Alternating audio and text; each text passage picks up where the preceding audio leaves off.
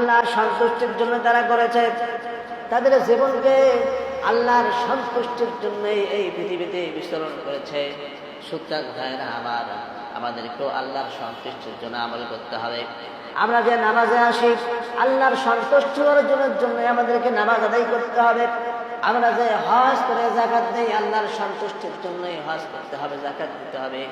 আমরা যে মানুষের ভালো করি, মানুষের ভালো কাজের মধ্যে আমরা সময় দেই, এই ভালো কাজগুলো আল্লাহর সন্তুষ্টির জন্যই করতে হবে। সৎ কর্মশীল যারা হবে তাদের কোনো দুনিয়াতে চিন্তা থাকবে না, আখিরাতে কোনো ভয় থাকবে না। আব্দুল্লাহ রাহিমাহুল্লাহ আলাইহি বলেছেন, আমি যখন মসজিদের মুয়াজ্জিনি করতাম, মসজিদে আযান দিতাম, নামাজ আদায় করতাম, একজন যুবক 5 ওয়াক্ত নামাজে ছিল, সে মসজিদে এসে 5 ওয়াক্ত নামাজ আদায় করতেন। বাইরে যারা আছে তাদেরকে ভিতরে আসতে বলেন। 5 ওয়াক্ত নামাজ সে মসজিদে এসে আদায় করত। আল্লাহর সন্তুষ্টি অর্জনের জন্য সে 5 ওয়াক্ত নামাজ আদায় করত। হঠাৎ করে আব্দুল্লাহ রাহিমাহুল্লাহ আলাইহির কাছে এসে ওই যুবক বললেন, হুজুর, আমার কোরআন পড়ার ইচ্ছা করছে, আমার কোরআন পড়ার ইচ্ছা করছে মসজিদের ভেতরে। যদি কোনো কোরআন থাকে তাহলে আপনি আমাকে কোরআন দেন, আমি কোরআন পড়ব। আব্দুল্লাহ রাহিমাহুল্লাহ আলাইহি মসজিদের ভেতর থেকে একটি কোরআন বের করে দিলেন ওই যুবকের হাতে। ওই যুবক কলিজার ভেতরে এইভাবে কোরআন নিয়ে বাসায় চলে গেল। চলে যাবার পরে আর জোহরের নামাজের সময় আসলো না। আব্দুল্লাহ রাহিমাহুল্লাহ আলাইহি বলছেন, জোহরের নামাজ যখন হয়ে গেল আমি ওই যুবককে খুঁজলাম। যুবক জোহরের নামাজের সময় আসলো না। আমি জোহর থেকে নিয়ে আজ আসর পর্যন্ত আমি অপেক্ষা করলাম ওই যুবকের জন্য। যুবক এখন আসরের নামাজের সময় হাজির হলো না। আসর থেকে নিয়ে মাগরিব পর্যন্ত আমি সময় কাটালাম তার জন্য, কিন্তু ওই যুবক মাগরিবের সময় হাজির হলো না। এরপরে মাগরিব থেকে এশা পর্যন্ত আমি সময় কাটালাম, ওই যুবক এশার নামাজেও হাজির হলো না। এখন আব্দুল্লাহ রাহিমাহুল্লাহ আলাইহি চিন্তায় পড়ে গেলেন, এই যুবক কোরআন শরীফ নিয়ে গেল আর মসজিদে কেন আসছে না? 3 ওয়াক্ত নামাজ হয়ে গেল, 4 ওয়াক্ত নামাজ হয়ে গেল, মসজিদে কেন আসছে না? অবশ্যই তার কোনো না কোনো কিছু হয়েছে, আমাকে খবর নিতে হবে। আব্দুল্লাহ রাহিমাহুল্লাহ আলাইহি একজন তাবিঈ, আল্লাহর বুজুর্গ, তিনি চলে গেলেন ওই যুবকের বাড়িতে। গিয়ে দেখেন যে যুবক আর এই পৃথিবীর জমিনে নাই। আল্লাহু আকবার।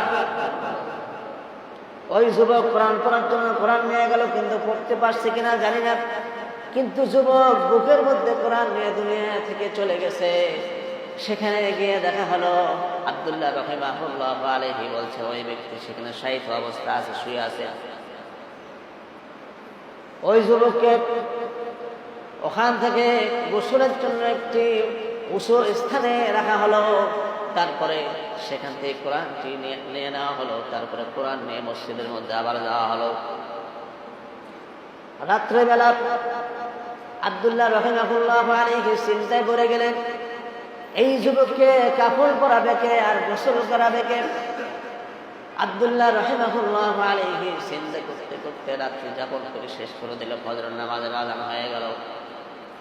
আব্দুল্লাহ রাহিমাহুল্লাহ আলাইহি ফজরের আযান যখন দিলেন, দেবার পরে নামাজের যখন সময় হয়ে গেল নামাজ আদায় করলেন। নামাজ আদায় করার পরে সাবিত বুনানি রাহিমাহুল্লাহ আলাইহির সঙ্গে দেখা হয়ে গেল। তিনি একজন তাবিঈ। মালিক বিন দিনার রাহিমাহুল্লাহ আলাইহি, তিনি একজন বড় তাবিঈ। আল্লাহর বুজুর্গ বান্দা, এদের সাথে দেখা হয়ে গেল। আব্দুল্লাহ রাহিমাহুল্লাহ আলাইহি জিজ্ঞাসা করলেন, হুজুর, ফজরের নামাজের সময় হঠাৎ করে আপনারা এখানে, কারণটা কি? সাবিত রাহিমাহুল্লাহ আলাইহি বললেন, এখানে আসার কারণ হচ্ছে তোমার এলাকায় একজন যুবক এই দুনিয়া থেকে চলে গেছে, সেই যুবকের জানাজায় হাজির হব বলে এসেছি। সুবহানাল্লাহ বলবেন না? এখন সেই যুবকের বাড়িতে যাবে। আব্দুল্লাহ রাহিমাহুল্লাহ আলাইহি সহকারে মালিক বিন দিনার রাহিমাহুল্লাহ আলাইহি, সাবিত রাহিমাহুল্লাহ আলাইহি চলে গেলেন। ওই যুবকের বাড়িতে যাওয়ার পরে যুবককে গোসল দিয়ে দেওয়া হলো। গোসল দিয়ে দেওয়ার পরে এখন কাপড়ের কাপড় কে পরাবে? সবার হাতে একটা করে কাপড়ের কাপড়। এদিকে আব্দুল্লাহ রাহিমাহুল্লাহু আলাইহি ফজরের আযান যখন দেওয়ার জন্য যায়, গিয়ে মসজিদের ভিতরে মিম্বরের মধ্যে দেখে একটি কাফনের কাপড় আল্লাহর তরফ থেকে এসে আসে, জোরে চিৎকার করে বলেন সুবহানাল্লাহ। এই কথাটা তিনি গোপন করে রেখেছেন। যখন গোসল হয়ে গেছে দেখেন সবাই হাতে হাতে একটি করে কাপড়। আব্দুল্লাহ রাহিমাহুল্লাহু আলাইহি বললেন, আমি মসজিদের ভিতরে যখন আযান দেওয়ার জন্য যাই, ফজরের নামাজের আযান, সেই সময় গিয়ে দেখি আমি একটি কাফনের কাপড়, সেই কাপড়টা পরাবো না আপনারা যেই কাপড় নিয়ে আসেন সেই কাপড় পরাবো? সাহাবী রাহিমাহুল্লাহু আলাইহি বললেন, মালিক বিন দিনার রাহিমাহুল্লাহু আলাইহি বললেন, হুজুর যেই কাপড়টি আপনি রাতের বেলা ফজরের নামাজের আযানের সময় পেয়েছেন, ওই কাপড় দিয়ে কাফন পরাতে হবে। জোরে চিৎকার করে বলেন সুবহানাল্লাহ। জান্নাত থেকে আল্লাহ তাআলা পাঠিয়ে দিয়েছে, ঠিক কিনা? আল্লাহর জন্য যারা জীবনকে লেলিয়ে দেবে, আল্লাহর জন্য, আল্লাহর সন্তুষ্টি অর্জনের জন্য যারা আমল করবে, সে যুবক হোক আর বুড়া মানুষ হোক, সে বয়স্ক হোক আর যুবক হোক, যুবতী হোক আর বুড়া মানুষ হোক, বুড়ি মানুষ হোক না কেন, যত বয়স্ক হোক না কেন, যারাই আল্লাহর সন্তুষ্টি অর্জনের জন্য আমল করবে, আল্লাহ রাব্বুল আলামিন তাদেরকে দুনিয়াতেও শান্তি দেবেন, আখিরাতেও তাদেরকে মুক্তি দেবেন। সুবহানাল্লাহ। এই কথা বলার কারণ হলো, যে কোনো নেক আমল করবো আল্লাহর সন্তুষ্টি অর্জনের জন্য করব। আল্লাহর সন্তুষ্টি অর্জনের জন্য যখন নেক আমল করব, আল্লাহ রাব্বুল আলামিন এই নেক আমলের বিনিময় কাল কিয়ামতের ময়দানে জান্নাতে দাখিল করবেন। জোরে চিৎকার করবেন সুবহানাল্লাহ। আল্লাহ রাব্বুল আলামিন বলেন, ফারিকুন ফিল জান্নাতি ওয়া ফারিকুন ফিস সাঈর। কাল কিয়ামতের ময়দানে দুইটি দল হবে, একটি হচ্ছে জাহান্নামে যাবে আর একটি জান্নাতে চলে যাবে। আল্লাহ রাব্বুল আলামিন বলেন, লা ইয়াস্তাওয়ি আসহাবুন নারি ওয়া আসহাবুল জান্নাহ, আসহাবুল জান্নাতি হুমুল ফায়েজুন। জাহান্নামী এবং জান্নাতি কখনো এক হতে পারে না, জাহান্নামবাসী আর জান্নাতবাসী কখনো এক হতে পারে না। প্রকৃতপক্ষে যারা জান্নাতি তারাই হচ্ছে সফল কাম, ঠিক কিনা? এখন কথা হলো, রাসূল আকরাম সাল্লাল্লাহু আলাইহি ওয়াসাল্লাম বলেছেন, তিন শ্রেণীর মানুষ জান্নাতে যাইতে পারবে না। আল্লাহ রাসূল সাল্লাল্লাহু আলাইহি ওয়াসাল্লাম বলেছেন, এই তিন শ্রেণীর মানুষের জন্য জান্নাত হারাম। নাউযুবিল্লাহ বলেন না। এক নম্বর হলো পিতামাতার অবাধ্য সন্তান। যারা পিতামাতার অবাধ্য সন্তান হবেন, তাদের জন্য আল্লাহ রাব্বুল আলামিন জান্নাত হারাম করে দিয়েছে। সুতরাং ভাইরা আমার, আল্লাহ রাব্বুল আলামিন আমাদের মধ্যে যাদেরকে পিতা বানিয়েছেন, যাদেরকে মাতা বানিয়েছেন, আল্লাহ রাব্বুল আলামিন যাদেরকে যুবক বানিয়েছেন, যাদেরকে সন্তান বানিয়েছেন, তারা যেন অবাধ্য সন্তানে পরিণত না হয়ে যায়। অবাধ্য হওয়া যাবে না, চেষ্টা করতে হবে যাতে করে আমার দ্বারা, আপনার দ্বারা পিতামাতার কোনো ক্ষতি না হয়ে যায়। আপ্রাণ চেষ্টা করতে হবে, ঠিক কিনা? পাগল বলুক, ছাগল বলুক, যাই বলুক না কেন, এক কান দিয়ে শুনবেন আর এক কান দিয়ে বের করে দিবেন। সুতরাং ভাইয়েরা আমার, এই হাদিস অনুযায়ী আল্লাহ রাব্বুল আলামিন রাসূল আকরাম সাল্লাল্লাহু আলাইহি ওয়াসাল্লামকে যেভাবে ইলহাম করেছেন, সেভাবে তিনি মানুষের কাছে পৌঁছিয়ে দিয়েছেন। সুতরাং দ্বিতীয় নম্বর হলো মাদকাসক্ত। যারা মাদকাসক্ত, মাদকের মধ্যে জীবনকে লেলিয়ে দিয়েছে, মাদকের মধ্যে জীবনটাকে পরিচালিত করছেন, মাদক নিয়ে জীবন, তার আর কোনো জীবন নাই, শুধু মাদক ছাড়া আর সে কিছু বোঝে না। এমন ব্যক্তি সমাজে আছে না? আছে, আছে না? আছে। মাদক ছাড়া কিছু বোঝে না। গ্রামে নাই, হয়তো গ্রাম শহরে আছে, আছে কি না? মাদক ছাড়া কিছু বোঝে না। যারা মাদক খায়, তারা মাদক ছাড়া দুনিয়ার আর কোনো ভালোবাসা তাদের ভিতরে নাই।